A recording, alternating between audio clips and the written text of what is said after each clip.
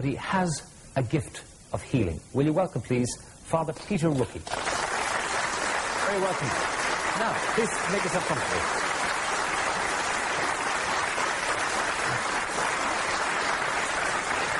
Father Peter, can I ask you, first of all, about this healing power? Is it your power, or what? What way does it work?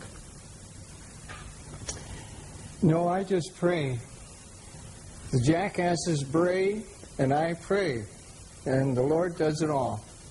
I was reminded of that in a scene in Medjugorje several years ago when a deaf-mute lady, 40 years of age, brought there by her parents from Florida, after being blessed, went up the mountain and all of a sudden caught the attention of her parents, and she heard clearly the first time a donkey braying. And the donkey was nowhere in sight. She zeroed in on him in the bushes and gave him a big hug. That was the first thing she heard with great clarity. Okay, why do you think this power is kind of manifest through you? I mean, people come to you and these cures happen when you are present. Well, the Lord has to come to us in a form that can be seen, heard, smelled, touched. But why you, scholastics? Why you? Why you? Well, were you particularly pious? No. The Lord doesn't have much choice. Before Him, we're all sinners. He chooses some of us sinners through whom to work, because, as I say, the scholastics used to say, and it's very true, St. Thomas Aquinas, there's nothing in our mind that doesn't first come through our senses. And so to make Himself present, God has to take some visible, audible, smellable form, touchable form to come to us. He comes to us first through our parents. He could create immediately, but He doesn't. Yeah, but I mean, when this happened to you, the first healing experience, how many years ago? A long time ago now. Yes, before you were born, I'm afraid, Pat. We came here to Ireland in 1948, and from the first days we were there, people came to be blessed, and some returned and reported they were cured, whatever it was.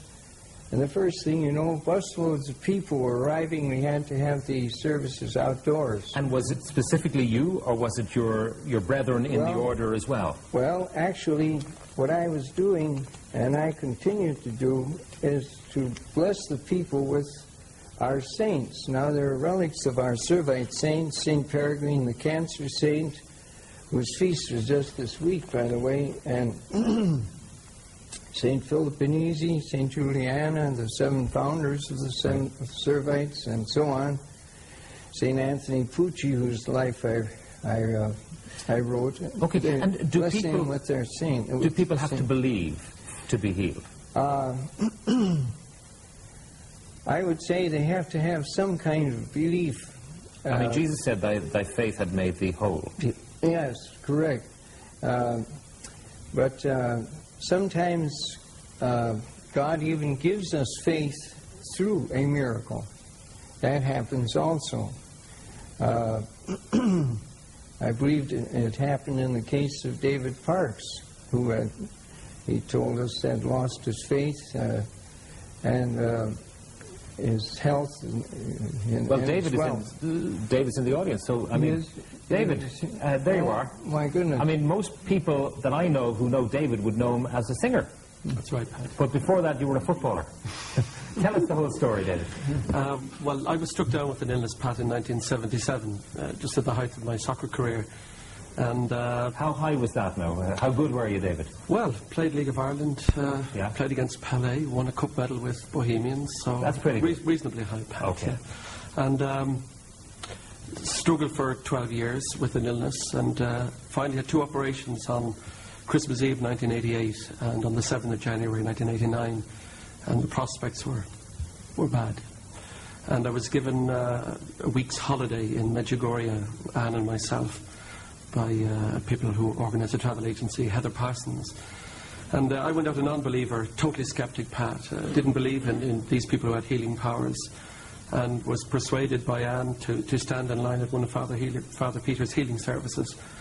I was slain in the spirit and woke up with this intense heat passing through my body. And from that day to this, Pat, I haven't looked back. I'm what you see. Right, and perfect health. Exactly. And tell me this, you went to Medjugorje, but were you were sceptical going? Oh yeah, well I'd left the church about 6 years prior to 88. I went on a holiday path. The reason I went was because Anne and I had spent a honeymoon in Yugoslavia. So it was a chance for a holiday, for nothing spiritual. I wasn't interested in religion at all. Right. And now you are back in the fold, as it Back were. in the fold, yeah. Changed my life totally, Pat, yeah. Right. Okay. Totally. Heather, you mentioned Heather Parsons That's there, right. David. Heather actually has written a book called Man of Miracles. I believe you were swamped today when Heather, I think, was signing the books, but people came to see you in Veritas. Well, I'm not much to look at. No, I tell people, the first miracle, I guess you could say I witnessed was in my own life when I was blinded and as a young lad. And my eyes were torn to, I won't say a worse word, but purgatory, I guess, if not worse. And they came back, my sight came back only by prayer. And now, when I tell people I see okay, but I don't look too good. My brother reminds me of that. He says, you see all right, but you don't look too good. We have someone else in the audience, Patricia McGee and Patrick. Patrick, now Patricia, when this happened to Patricia, she was probably too small to know what was going on, so Yes. you maybe start the story. She was about 2.5 months when we discovered that there was something wrong with her sight. And we went to our own local doctor, then we went to the Royal in Belfast. We got everything tested, and she was discharged from it and told she wouldn't see, that she was blind. And at that time, I was heartbroken about it. And my father lived up in County Monaghan, and I went up and told him. He says, what are you talking about? There's a great man 3 miles down the road in Bangor. Get down and see him. I went home and told the wife, and we wrote that night. We put a self-addressed envelope into it. We wrote to Father Peter, and we got a reply in about 4 or 5 days. And we took hold to come on the Saturday week at 2 o'clock. We got a car and went to it at 2 o'clock. We couldn't get in a mile of it with people. They were everywhere. But we had this letter from Father Peter, and we got right through. And he came out on the lawn, and there was an experience I never saw, because he put his 2 hands on her head, and he says, your child will see. And I could see through him at that time. He went transparent. It scared me. So we left. And we went out, got into the car, and started. We're about 3 miles down the road. In the old cars at that time, 41 years ago, there was a blind on the back window with a tassel. And the granny was in the car, and she had the child up, and she started with it. There she is, the day working at the computer. Patricia, yeah, your sight is okay. I mean, you're wearing spectacles, but it's pretty okay. Short, but no. I'm just short-sighted, but apart from that, there's nothing wrong with me. On a And what computer. impact does this have when you hear this story told? Because you can't remember anything of this at all. I've heard it told my lifetime, but it's hard to believe it, you know. I was just a But baby. given that you are the subject of a miracle, you didn't think of joining the nuns or anything like that, yeah? I don't think they'd have me. All right. I want to go to the mother and son here. That's John, Geraldine McIlwain and Ryan. Geraldine, tell me Ryan's story. 5 years ago, Ram was diagnosed as having a brain tumour, and we went to the Royal, and the doctor in the Royal told us that the type of tumour Ram had was very rare and very little known about it, in fact, in the great Western world. So he decided to take Ran in to perform some surgery and maybe some radiotherapy afterwards to see would it sort of remove the ugly cells that were left maybe after surgery. During Ran's radiotherapy, an aunt of mine came round to the house that night, and just like David, I really was a disbelieving Thomas over these sort of healing things, and she suggested going down to Holy Cross Chapel to see Father Rookey. I couldn't even pronounce his name that night. I can remember sitting at the front going, Rookey, trying to get it right. And that night, I had never been in the chapel before, and 5 priests come out onto the altar, and I can remember just looking up and just saying, that must be him, because there was just something so different about him. So he invited everyone up for the healing service, and me and Ran stood along just like everyone else. And Ran, it was very cold that night, and Ran had a hood up, and Father Rookey had been walking along and passed by us, and he stopped, and he looked at us and he said, and Reggie Donnelly at the time said to him, Father, no, this way, back to the start of the queue, and Father Rookey sort of pulled his arm away from him, and he said to me, who is sick? And I said, my son Ran. And he said, what's wrong? And I said, a brain tumour. And he began to pray, and I just can remember that night this tremendous feeling in my stomach, put in my stomach, and I began to cry, and I couldn't stop the tears from coming out. I remember that night thinking, my God, if this man asked me anything, I'd just go to pieces here. I just couldn't speak. And he did. And he said to me, has he a shunt in? And I said, I just looked up and I said no. And the tears, my mother, I remember that night saying she'd never seen tears as big coming out of anyone's eyes. And he said, the beautiful tears of a mother. And at that stage, I just went to pieces. And after that, people had stopped us. And different churches around Belfast we went into and said, was that you that night and your son, through Father Rookey? And afterwards, Ran had a scan afterwards, and the doctor that time said that the tumour had shrunk severely. And again, afterwards, they told us that Ran would be on special treatment until he was 14. And they performed another scan. I was up at the hospital 3 months ago, and said he didn't need any more treatment. So he's completely cured? Uh-huh. All right. Peggy, what about your story? Well, I had lost my voice for 2.5 years. In what way? I mean, were you croaky, or could you just not speak? A forced whisper. A forced whisper? And when I took a bad back, and a friend, Sissy, asked me to go to see Father Rookey with a bad back in Swathra. And I said, all right, I was go, but I wasn't a bit fussed about going. So when I went, I was in a wheelchair when I went.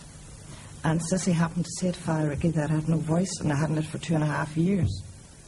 So he asked me to kiss the crucifix and say Jesus. And I whispered it. And he did the same again. I says, now say Mary.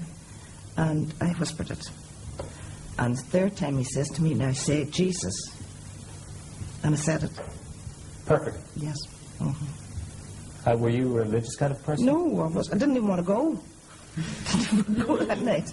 Because I had tried everything. Okay, now we've heard some stories here of people who are testifying to the fact that healing works, and it works through Father Peter Rookey. He's not claiming that he does it, but he is the instrument, if you like, to which it happens. Does anyone here have any kind of skepticism about this kind of cure? Yes, sir. Way over there. Good evening, Father Rookey. It's good to see you.